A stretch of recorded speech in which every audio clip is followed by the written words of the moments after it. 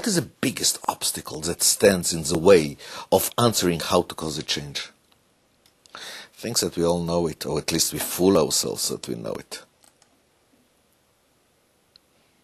People resist change. Don't you know this fact? People resist change. The bigger the change, the bigger the resistance. And here we are talking about a huge change. A change not just in each or some processes, but a change, fundamental change in the mode of operation. And what are we going to do about that?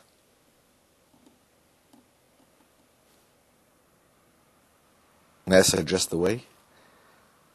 Is it really a fact that people resist change? The bigger the change, the bigger the resistance? I feel very uncomfortable with it. You know, don't you realize that this fact implies that people are relatively dumb? Suppose that you come to a person and you offer him a change which is superb for him. Superb for him, superb for his family, superb for his friends. What does this sentence imply? What is the reaction of the person to such an offer? He will resist it on the spot. We are some robots that are programmed to resist change. Do you really believe in it? What about the following speculation? Maybe people examine the proposed change. And if they think the change is good, they accept it. If they think the change is bad, they resist it. What do you think about that?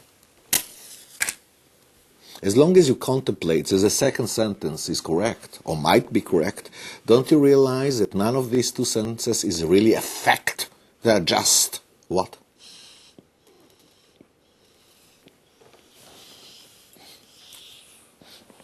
None of them is a fact of life. They are just hypotheses. Correct? And if they are hypotheses, and since they are contradicting hypotheses, what are we going to do in order to find out which one is right? Why won't we do what is done in the hard sciences? Whenever we have two contradicting hypotheses, what do? We do an experiment. What experiment can we do here? Look on it. The first sentence is really looking just on the magnitude of the change and doesn't even consider the content of the change. The second one is considering just the content of the change and not the magnitude of the change. So it's so easy to do an experiment. Who will be the guinea pig? Us. Think about it in the following way. Suppose that a person comes to you and say, a reputable person, a person that you can really accept what he says, that he will really do. Okay? And he comes to you and says the following, you know what, I'm willing to give you $10 million, no strings attached. What's your answer? Do you want the $10 million? Wait, be careful. Remember, if you will get $10 million without any strings attached, do you understand that it will change your life? It will change your family life. Do you still want the $10 million?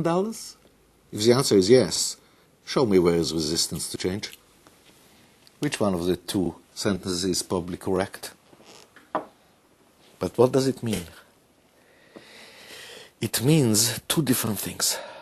The implications are huge. The first one is that if we really want to implement major changes in our organization, what we have to make sure is that the changes will be constructed in such a way that it will be a win for every subgroup that we want their collaboration.